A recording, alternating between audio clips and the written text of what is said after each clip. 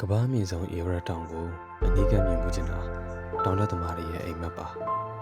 အဲ့ဒီအိမ်မက်ကိုမတ်သူတွေတဲ့ကျွန်တော်လည်းတယောက်ပါဝင်ဖြစ်ပါတယ်ဒီလိုနဲ့2025ခုနှစ်မေလထဲမှာ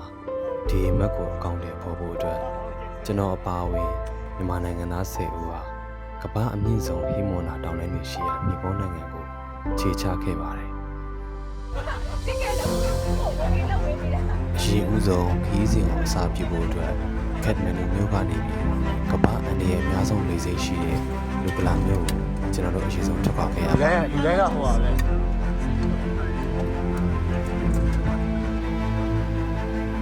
အေဝရက်ကိုမြင်ရဖို့ဝေးနေသေးပေမဲ့လေယာဉ်ပေါ်ကနေမြင်ရတဲ့အဆုံးမရှိဟိမောနာတောင်တန်းတွေရဲ့အလားကတော့အမှန်တကယ်ရင်သက်ရှုမောစရာကောင်းနေဆိုတာကိုတော့ဘယ်သူမှညည်းမယ်လို့ကျွန်တော်မထင်ပါဘူးနိုင်ဝက်လောက်လေးစီးပြီးသွားတဲ့အချိန်မှာတော့ကမ္ဘာအနေနဲ့အများဆုံးလေဆိပ်ဖြစ်တဲ့တန်ဇင်းဟီလာရီလေဆိပ်ကိုကျွန်တော်တို့ဆက်ရောက်ခဲ့ပါတယ်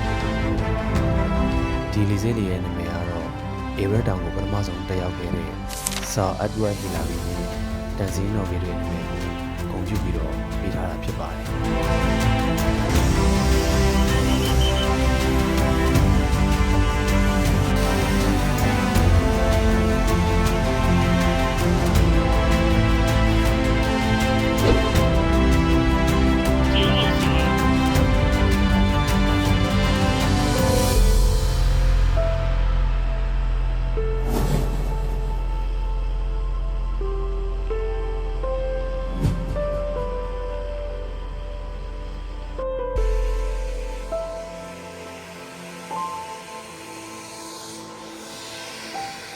gradually up and down.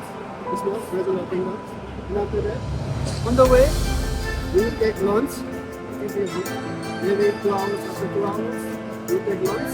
After that, we continue to destination. Our destination is Fakti. Or Fakti.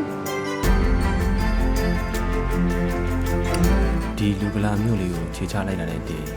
ဟိမောနာတောင်တန်းနေနဲ့ခြေတလန်ပြီးသွားတယ်လို့ခံစားရပါတယ်။မြင်ရတဲ့မြင်ကွင်းတွေကလည်းဒီကဲဟိမောနာတောင်ပေါ်ဒေတာရဲ့မြင်ကွင်းတွေစပြီးမြင်ရပါတယ်။ဒီဘက်ဆန်တဲ့နေထိုင်မှုပုံစံတွေဒေတာခံတွေရဲ့ရိုးရှင်းတဲ့ဘဝပုံစံတွေအဲ့ဒါတွေကိုစပြီးတော့မြင်လာရပါတယ်။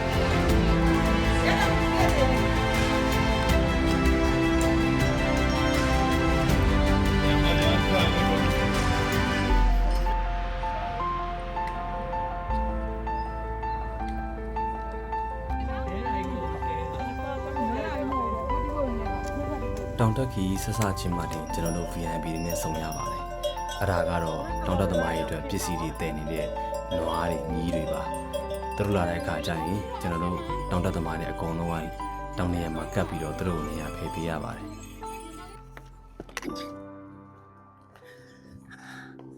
Okay ပြောမှဆိုဒီနေ့ကတော့ကျွန်တော်တို့ရဲ့ပထမဆုံး tracking စချောက်တဲ့နေ့ပါကျွန်တော်ကက်တမန်နူကနေပြီးတော့လူကလာကိုကျွန်တော်လေရင်စီးလာတယ်ပုံမှန်ဆိုရင်ကြတော့ကျွန်တော်လေရင်စီးမယ်ဆိုရင်ဒီရာသီမှာပေါ့နော်လေရင်စီးမယ်ဆိုရင်ကက်တမန်နူကနေပြီးတော့ Ramchat ဆိုတဲ့မြို့ကိုကျွန်တော်ကားရင်စီးရတယ်9နိုင်6နိုင်လောက်စီးရတယ်အဲ့ဒီကမှတစ်ဆင့် Ramchat ကနေပြီးတော့လူကလာကိုလေရင်တစ်ဆင့်ထပ်စီးရတယ်ပေါ့နော်ဒါပေမဲ့ကျွန်တော်တို့ကကန်ကောင်းစွာနဲ့ပဲကက်တမန်နူကနေပြီးလူကလာကိုဓာတ်ရိုက်လေရင်ကျွန်တော်ရသွားတယ်ပေါ့အဲ့တော့ကြောင့်ကျွန်တော်တို့9နိုင်6နိုင်ကြာကားမစီးရတော့ဘဲနဲ့ဒီနေရာကိုတန်းရောက်လာတာ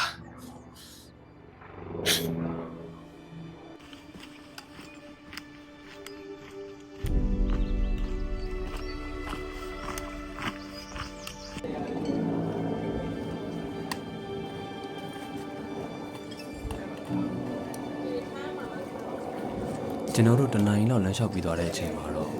နည်းနည်းလေးပုံမြင့်တဲ့တောင်ပေါ်ရွာတွေကိုကျွန်တော်တို့ရောက်လာပါတယ်။တောင်တွေနဲ့လည်းတဖြည်းဖြည်းချင်းပိုပြီးနီးလာပါတယ်။နေရာတိုင်းလိုမှလည်းအနေကင်းပေးရှင်းစေဖို့ဆူတောင်အလံစာတွေချိတ်ဆွဲထားသလိုဆူတောင်လှဲဘင်းတွေကိုလည်းနေရာတိုင်းလိုမှတွေ့ရပါတယ်။ကျွန်တော်ကတော့အားလုံးအနေကင်းပေးရှင်းစေဆိုပြီးဆူတောင်ဘိန်းတိုင်းကိုလှည့်ပြီးတော့ဆူတောင်ခဲ့ပါတယ်။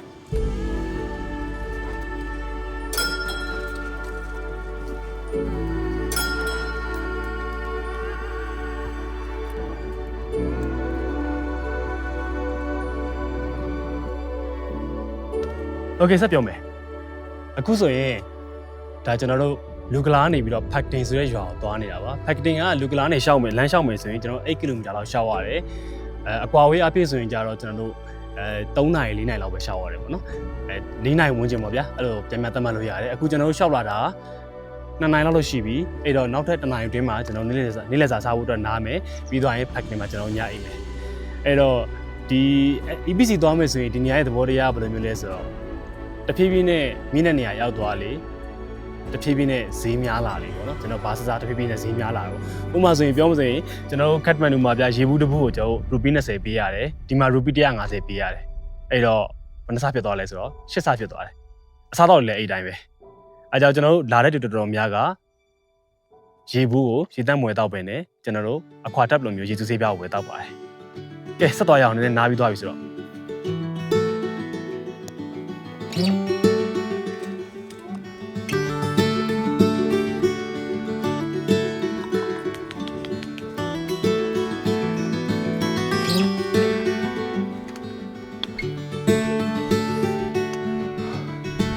ဒီနေရာရောက်ရင်သတိထားမြတ်တစ်ခုရှိတယ်အဲ့ဒါကဒီ symbol လေးရှိတာပေါ့နော်သူတို့အထိတ်မလောက်တာအတိုင်းရှိတယ်အဲ့ဒါကိုကျွန်တော်တို့ဒီဘက်ကနေဖြတ်သွားလို့မရဘူးဖြတ်ချင်ကျွန်တော်ဒီဘက်ခြမ်းကနေပဲဖြတ်ရတယ်အဲ့တော့သူတို့ရဲ့ယုံကြည်မှုပေါ့နော်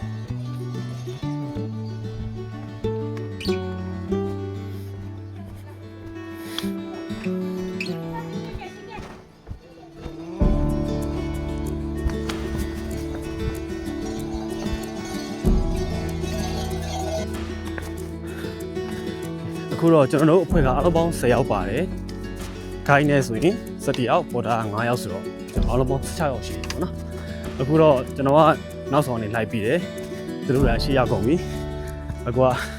ဗီဒီယိုလေးလုံးနေနေနောက်ကျနေတာ။ဆက်သွားလိုက်ဦးမယ်။ဒီနေ့ကတော့တိတ်အရင်အမိုးကြီးရှောင်းမဲ့နေရလည်းမဟုတ်ဘူး။အတက်ဆင်းလည်းအရင်မများဘူး။ဒါပေမဲ့လည်းဒါတော့တဖြည်းဖြည်းနဲ့တော့မြင်လာပြီပေါ့နော်။မနေ့ပြန်ဆိုရင်ကျွန်တော်တို့အရင်နာမည်ကြီးရဲ့နမ်ချေပစားဆိုတဲ့နေရာရောက်မယ်။အဲ့ဒီနေရာကတော့ပြောမစကျွန်တော်ဖုန်းလိုင်းကောင်းမိပြီးတော့အစားတော့ကောင်းနေရနိုင်တဲ့တခုတည်းတော့နောက်ဆုံးနေရပါအဲ့ဒီနေရာနောက်ပိုင်းပြီးသွားရင်တော့ကျွန်တော်တို့အဆင်ပြေသလိုပဲနေအဆင်ပြေသလိုပဲစား tea house တွေမှာပဲအိပ်ပြီးတော့ local တွေနေသလိုမျိုးပဲနေရတော့မှာအဲ့အတွက်ကျွန်တော်တို့မှာတိတ်ပြီးတော့ option အများကြီးမရှိတော့ဘူးပေါ့နော်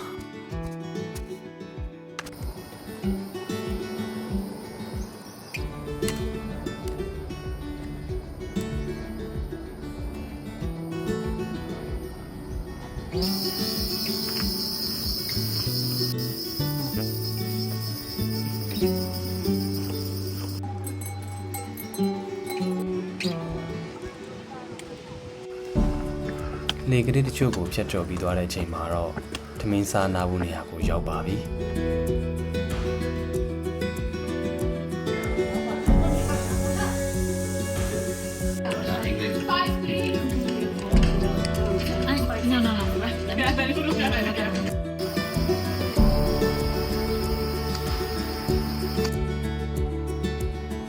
ကျွန်တော်တို့ထမင်းစားနာတဲ့ရွာလေးကိုတော့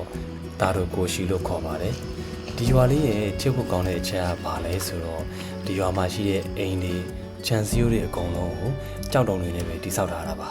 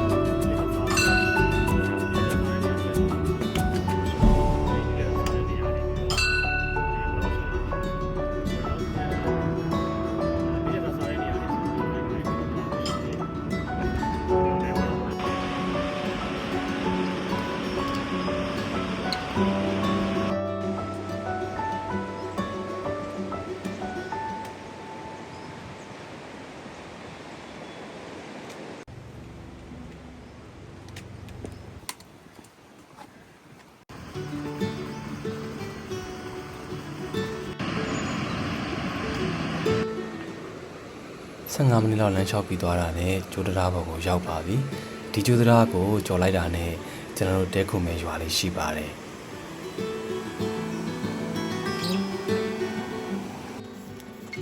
ရောင်စုံစုတောင်းအလံနေကြားထဲမှာကျွန်တော်တို့တဲခုမဲဒီအောက်စ်လေးကိုလည်းလှမ်းပြီးမြင်နေရပါတယ်အဲ့ဒီချိန်မှာပဲကျွန်တော်ရဲ့စိတ်ကလေးတခုပြောင်းသွားပါတယ်အဲ့ဒါကတော့ဒီအောက်စ်ကိုတိုက်ရိုက်မသွားဘဲနဲ့ကဘာလေးတစ်ခုပေါ်မှာထိုင်ပြီးဟီမိုနာရှိခဲတောင်တန်းနေအရေးပြောကနေပြီးတော့ဖြစ်ပေါ်လာတဲ့ဒုက္ခရှိမြစ်ကြီးကိုတဝါကြီးထိုင်နေပြီးတော့ထိုင်ကြည့်နေဖို့ပါပဲကျွန်တော်ပဲလားဆိုရင်တော့နောက်ထပ်တငယ်ချင်း2ယောက်လည်းပါပါတယ်ဒီနေ့နာမည်ဒီအော့စ်ကိုနောက်ဆုံးရောက်တဲ့သူတွေကတော့ကျွန်တော်တို့3ယောက်ပဲဖြစ်ပါတယ်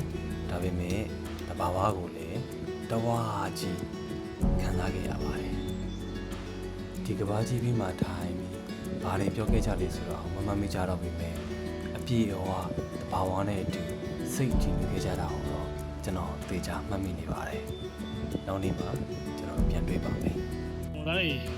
ဘယ်လောက်ထိရင်ကြည့်တော့ကြည့်ပါဦးကြိုဆိုတဲ့ပုံစံကိုကြည့်ပါဦးအော်ဒီဘက်တောင်ကိုသားပို့တော့ဆိုသေးခေါင်းမော့လို့ကြည့်ဒီကိုမဆိုင်လက်လေးကိုကြည့်ရော